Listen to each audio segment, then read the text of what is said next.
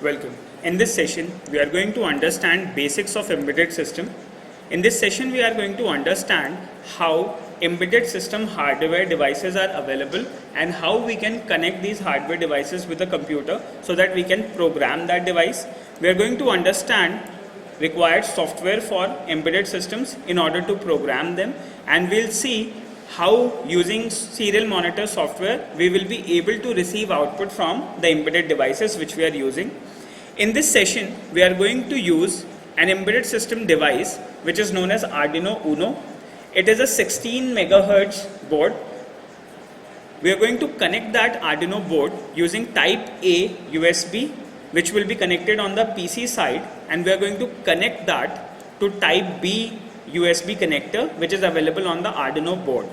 Once the device is connected, we will be able to program Atmega 328P microcontroller which is mounted on our Arduino board.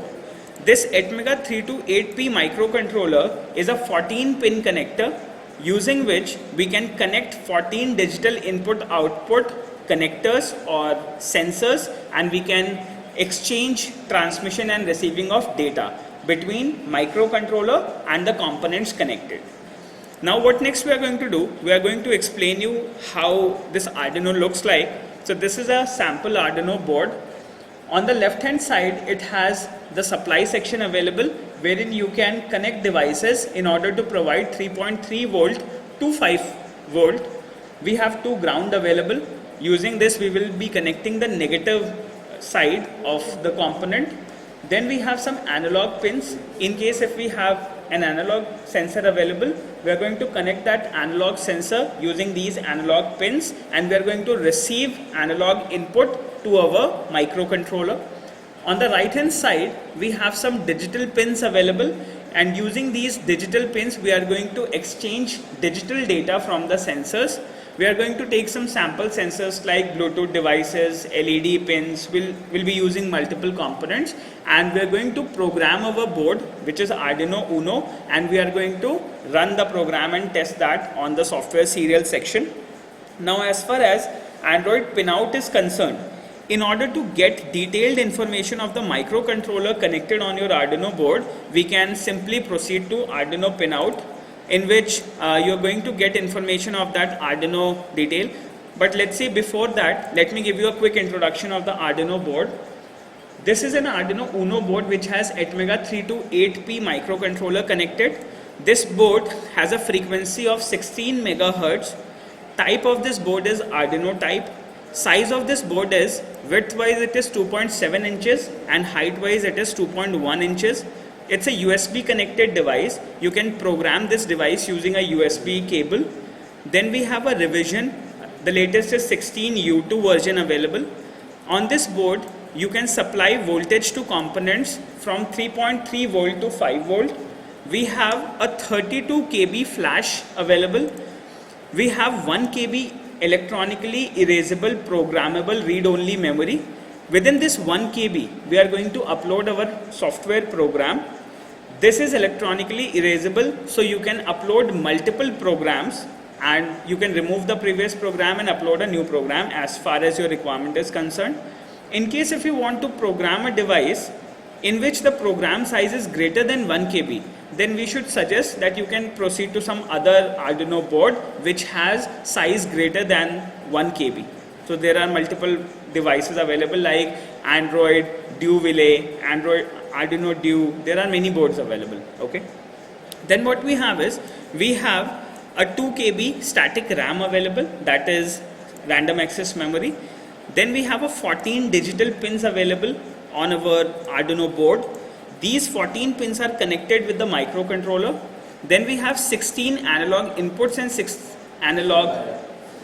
analog output available. So these analog inputs and outputs are also connected to our Arduino Atmega 328P microcontroller which is connected on this board, and this is the view photograph of our Arduino board which we will be using in our training. So now what next we have is, this was the board, and now we need to proceed to understand specification of the microcontroller connected on this board. So now in order to understand Atmega 328P pinout, you can search for Atmega 328P pinout on Google, and you're going to get an information here on the website hobbytronics.co.uk, and this is a diagram of our microcontroller. Okay, now you can see that this was the microcontroller which was displayed on the board here. The internal connections of this microcontroller and the internal pin details of this microcontroller is available here on this pinout diagram. So now you can understand that actually we have two pin types. These pins are on the board 1 to 13, and actually we have another pin set as well from 1 to 28. This is Atmega 328P. It is a 28 pin connectors. Okay, from this 28 pin you can see that the first one is to reset. Pin number 2 and 3 on board is connected to pin number 0 and 1 on your microcontroller. Okay, the outside pins are the board pins and the internal pins are the pins of the microcontroller. Okay, so this diagram displays the connectivity of your Arduino board with Atmega 328P microcontroller. Okay, clear? So now let's say if somebody has connected to pin number 1 on board, that means it is connected to reset pin of microcontroller. Okay, if somebody is connected to pin number 2 on board, that means he is connected on pin number 0 on microcontroller, which is a standard receiver of data. In the same way, 1 means standard transmitter of the data. Okay, clear? So these are actually the mappings of your individual board with respect to microcontroller pins. Okay, now what we have is, let's say we have digital 0 to 4 here. Okay, these are digital pins. Then we have digital pin number 5, 6, 7 to digital pin number 13. So these are the digital pins available on board, and they are connected to microcontroller on the following pins from pin number 1 to 28. Okay, then after these digital pins we have some analog pins ranging from A0 to A5. Clear? Is that clear? So in case if you have written a program and you are reading from A0, clear, that means microcontroller is going to read that from A0, but on board it is connected to pin number 23. Clear? On the microcontroller, pin number 23 is connected. So if you see here, this is the microcontroller. You can have a look here. So whenever you hold a microcontroller somewhat like this, then you can see that there is a ring sign available over here. This ring sign defines the top of the microcontroller. Okay, and on the board, once you will see that this microcontroller is removed, there is a base for this microcontroller attached to this board, and on the base side a ring will also be displayed. Okay, on the other hand side it will be plain. So you can understand how to connect this microcontroller on the board with help of this ring, this small ring. Okay, so you have to match this ring with the ring on the base. So ring will connect to ring and plain side will connect to plain side of the base. Once it is connected, on the left hand side with respect to board, if we consider this top of the microcontroller, then on the left hand side this will be pin number 1, on the right hand side this will be pin number 28. Okay, and with respect to this you can see that pin number 28 is connected to A5, which is analog pin A5, and the diagram is displayed here, in which it is displayed that pin number 28 of the microcontroller, which is at the right hand side of the ring, is connected to A5 on the board. Okay, A5. So now this 28 is connected to A5. Whenever we will be writing a software program, we will be using these internal pins. Okay, we will not be defining these output pins. Is that clear? Absolutely clear. So you're going to connect some data on the controller on the board, and that value will be written on that microcontroller here. Okay, now so what next we'll do, let's say we have a pin out here in which we have these details 0 to 13. Clear? So this is like pin number 0, then 1, 2, 3, 4, 5, 6, 7, 8, 9. So these pins can be considered as the pins for your digital controller. Okay, so here 1 is connected to some specific pin, 0 is connected to 0, 1 is connected to 1, and these connections are made through these wires you can see, which are embedded on this board. Okay, clear? So you can consider these pins which are written here inside red and yellow. Clear? But actually physically the pins were connected to these pins on board. When you will design your own board, then in that case you have to connect the external pins. These are considered as external pins. So you will be manually connecting these external pins to the microcontroller. Then you have to follow this connection diagram. That one number, if you want to connect 1 to digital pin number 1, then you have to route that one value to pin number 3 here. Okay, and internally whenever you will be programming, then you have to make use of the internal pin values which are written.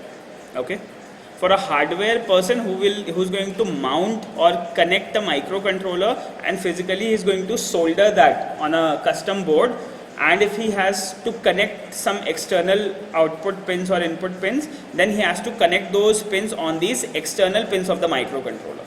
But the arrangement has to be in that order that pin number 1 of that external connector should connect to pin number 3 in order to maintain that it is pin number 1. Is that clear? So this is your board on which you have some external pins connected, and you have a microcontroller, and within that microcontroller we have some 28 pins in which 14 are digital, 6 are analog input, and that's all. Clear? So you will be using these following pins in order to connect the microcontroller with your sensors and devices, and you are going to receive the data. Clear? I hope now you are clear with the hardware side. So as far as the hardware side was concerned, now we know what is Arduino board, what are the specifications of this Arduino board, how we can connect that to a computer, then what will be the controller used and how many pins this controller has physically, and from those physical pins how many software pins we are using for analog, for digital data conversion, for clock, and for reset and standard receiver and transmitter. Now what next we are going to do? We are going to proceed to software section. So for the software we are going to use an integrated development. So now on our Atmega 3280P microcontroller, we have option to connect an external clock as well in order to synchronize with the devices which are connected on our board. So whenever we have slave devices connected to our board, being a master, as a microcontroller, being a master, we can make use of the clock in order to synchronize with the devices, in order to ask them to read data that master has transmitted to the slave, or else master is ready to receive data from the slave.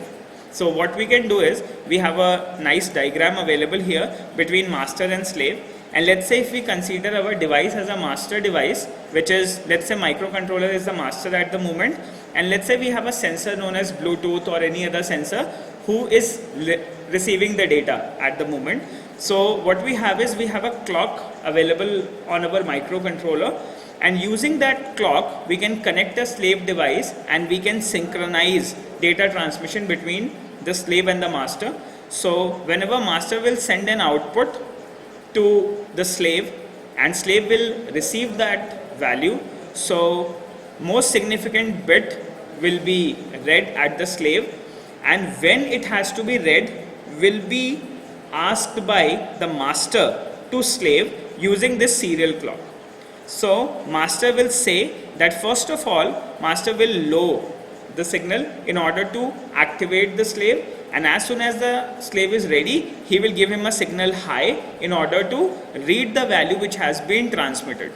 Okay, then it is again going to activate, and then again he is going to keep it high in order to read the value which has been transmitted either by the master to slave or from the slave to master. So these digital lines at which we have specific data, you can see that serial is high all the time, and at the moment he has read 0 or he has read 1. So this is, serial clock is used to synchronize data between master and slave. Is that clear? So now what next we'll do? Now we'll proceed to the software program, and in this software program we have an integrated development environment and this integrated development environment will be an Arduino IDE. This Arduino IDE can be freely downloaded from a website arduino.cc, and once you have downloaded that, you can install it. In order to proceed to the download, we can go to google.com and we can search for Arduino download. What you can simply do is you can specifically type in Arduino plus download. It's a free integrated development environment which you can download and install in Windows, Linux or any of the machines. So once you have Arduino ready, you can quickly download the editor. You can try it now, you can get started. Now we have a web-based available as well, and then you have available for Windows, for Mac, for Linux, for 32-bit, 64-bit and all. You can click on this installer and a zip file will be available, and using that executable file you can install your Arduino IDE. In my device, I have Arduino device already installed, so I have a Arduino IDE available. You can double click this Arduino IDE in order to program your Arduino board, which is connected using a 8MEGA328P microcontroller, and we are connected to computer using USB cable, which is type A to type B. Once our Arduino IDE is ready, we are going to get started with a sample program, and we are going to test that sample program on our device.